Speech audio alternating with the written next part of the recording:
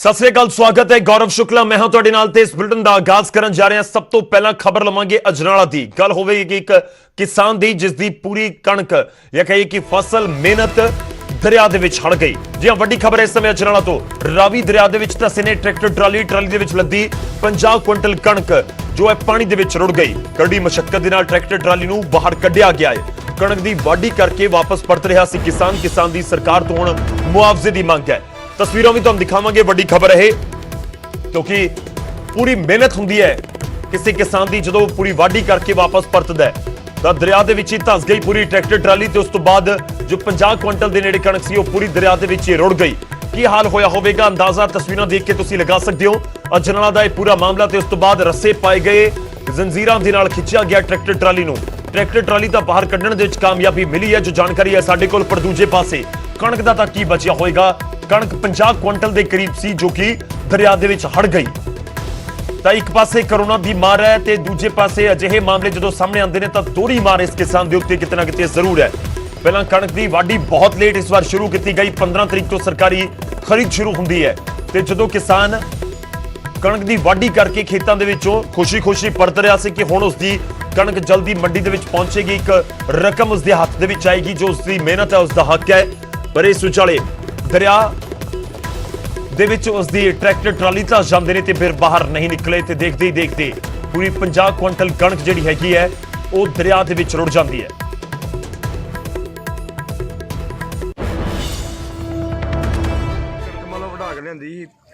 ਤੇ ਇੱਥੇ ਮੰਨ ਲਓ ਬੇੜੇ ਦੇ ਵਿੱਚ ਜਦੋਂ ਟਰੈਕਟਰ ਪਾਇਆ ਪਾਣੀ ਬਹੁਤ ਜ਼ਿਆਦਾ ਹੋਣ ਕਾਰਨ ਮੰਨ ਲਓ ਟਰੈਕਟਰ ਵੀ ਨਾਲ ਹੀ ਨਾਲ ਕਣਕ ਵੀ ਨਾਲ ਟਰਾਲੀ ਵੀ ਨਾਲ ਮੰਨ ਲਓ ਦਰਿਆ ਦੇ ਵਿੱਚ ਡੁੱਬ ਗਈ ਹੈ ਸਾਰੀ ਚੀਜ਼ਾਂ।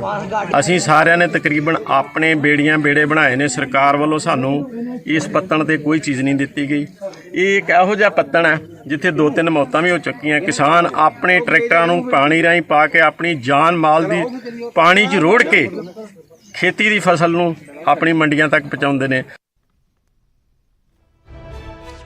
तो बड़ा नुकसान होया। रुक करते मेरे सहयोगी इस समय फोन लाइन से साडे नाल ने अमित शर्मा। अमित, जानना चाहांगे की कुछ जानकारी है। सब तो पहला यही समझना चाहांगे कि इस दरिया दे विचों लंघना पैंदा किसान नूं अपना ट्रैक्टर ट्राली लैके, की कुछ तुहाडे कोल जानकारी?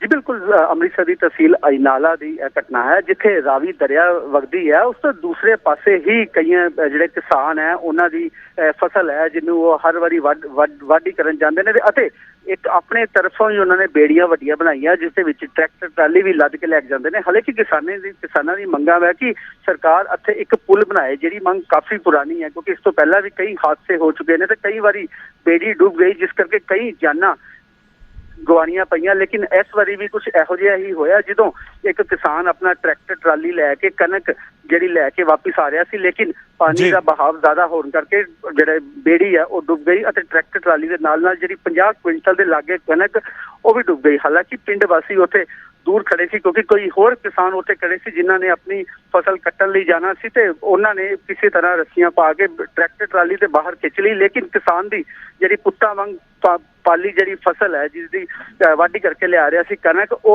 पानी दे विच ही डूब गई जिससे कारण काफी नुकसान होया। हालांकि प्रशासनिक अधिकारियों ने यह जरूर उन्होंने कहा कि इसकी रिपोर्ट बना के पंजाब सरकार तक भेजी जाएगी और जो भी उसका नुकसान आया उसकी भरपाई करने की कोशिश की जाएगी। जी ठीक है अमित, एक चीज तो साफ क्लीयर हो रही है कि यही सब कुछ होंदा है। बार इस राह तो ही किसानों को अपनी फसल लियानी पैंदी है ते हादसा वापरिया। शायद इस तो पहला भी अजिहियां घटनावां होईयां होण।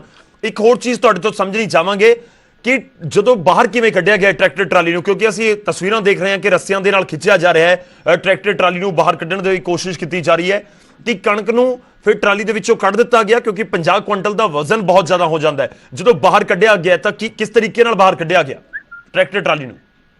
जी बिल्कुल गौरव, मैं दसना चाहांगा कि जो भी बेड़ी एक पासों तो दूजे पासे लैके जाई जाती है उसदे विच एक बेड़ी चलाने वाला जरूर मजबूर होंदा जिसनूं तैरना भी आंदा है। लेकिन जदों बेड़ी डुब्बी और ट्रैक्टर ट्राली डुब्बी तो उस वेले उन्होंने जिहड़ा तैरन वाला सी जिहड़ा बेड़ी चला रहा सी उन्हें रस्सियां नूं लैके ट्रैक्टर ट्राली नूं ते जरूर पा लिया जिहड़ी, लेकिन जिहड़ी कणक लैके आ रहा सी वो उसदे विच ही डुब गई ते काफ़ी लोगों ने तुसीं तस्वीरां देख सकदे हो काफ़ी लोग उस ट्रैक्टर ट्राली नूं खिंच रहे हैं। हालांकि ट्रैक्टर ट्राली जिहड़ी हैगी वो पानी चों बाहर कढ लिया गया, लेकिन 50 क्विंटल जिहड़ी कणक सी उसदा वो पूरी तरह खराब हो गई, वो पानी च डुब गई। ਜੀ ਗੌਰਵ। ਤੇ ਇਸ ਤੋਂ ਪਹਿਲਾਂ ਵੀ ਅਜਿਹਾ ਕੋਈ ਮਾਮਲਾ ਇਸ ਪੂਰੇ ਮਾਮਲੇ ਇਸ ਇਲਾਕੇ ਦੇ ਵਿੱਚ ਆਇਆ ਹੋਵੇ? ਅਮਿਤ, ਇਹ ਵੀ ਜਾਣਨਾ ਚਾਹਾਂਗੇ ਕਿ ਕੋਈ ਪੁਲ ਹੈ ਹੀ ਨਹੀਂ ਇਹਨਾਂ ਲੋਕਾਂ ਨੂੰ, ਕਿ ਕੋਈ ਦੂਰ ਤੋਂ ਹੋਵੇ ਰਸਤਾ, ਕਿ ਹੋ ਸਕਦਾ 5-7 ਕਿਲੋਮੀਟਰ ਘੁੰਮ ਕੇ ਆਉਣਾ ਪੈਂਦਾ ਹੋਵੇ, ਇਸ ਕਰਕੇ ਉਹ ਸ਼ਾਰਟਕਟ ਅਪਣਾਉਣ ਦੀ ਕੋਸ਼ਿਸ਼ ਕਰਦੇ ਨੇ, ਜਾਂ ਫਿਰ ਬੇੜੀ ਦਾ ਸਹਾਰਾ ਲਿਆ ਜਾਂਦਾ ਹੈ? ਕਿ ਕੋਈ ਪੁਲ ਹੈ ਹੀ ਨਹੀਂ ਦਰਿਆ ਦੇ ਉਸ ਪਾਰ ਜਾਣ ਨੂੰ?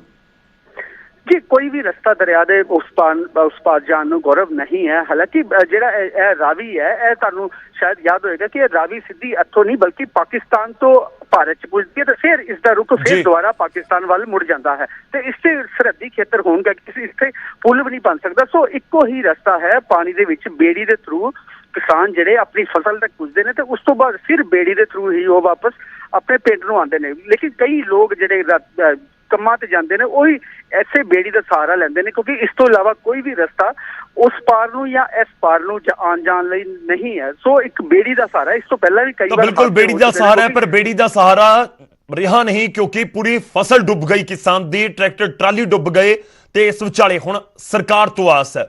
ਲੋਕਲ ਪ੍ਰਸ਼ਾਸਨ ਕਹਿ ਰਿਹਾ ਕਿ ਰਿਪੋਰਟ ਬਣਾ ਕੇ ਭੇਜਾਂਗੇ, ਕਦੋਂ ਤੱਕ ਮਦਦ ਮਿਲਦੀ ਹੈ, ਕਿੰਨੀ ਮਦਦ ਮਿਲਦੀ ਹੈ, ਇਹ ਵੀ ਇੱਕ ਸਵਾਲ ਹੈ। ਟਰੈਕਟਰ ਟਰਾਲੀ ਤਾਂ ਬਾਹਰ ਕੱਢ ਲਏ ਗਏ, ਪਰ ਦੂਜੇ ਪਾਸੇ ਦੇਖੋ 50 ਕੁਇੰਟਲ ਕਣਕ, ਜੇ ਤੁਸੀਂ ਕਹੋ ਕਿ ਪਿਛਲੇ 6-8 ਮਹੀਨੇ ਦੀ ਸਾਰੀ ਕਮਾਈ ਇਸ ਦਰਿਆ ਦੇ ਵਿੱਚ ਹੜ ਚੁੱਕੀ ਹੈ, ਇਸ ਕਿਸਾਨ ਦੀ ਲਾਜ਼ਮੀ ਤੌਰ ਤੇ ਮੁਆਵਜ਼ੇ ਦੀ ਮੰਗ ਹੁਣ ਕੀਤੀ ਜਾ ਰਹੀ ਹੈ। ਸ਼ੁਕਰੀਆ ਅਮਿਤ, ਧੰਨਵਾਦ ਸਾਡੇ ਨਾਲ ਜੁੜਨ ਦੇ ਲਈ।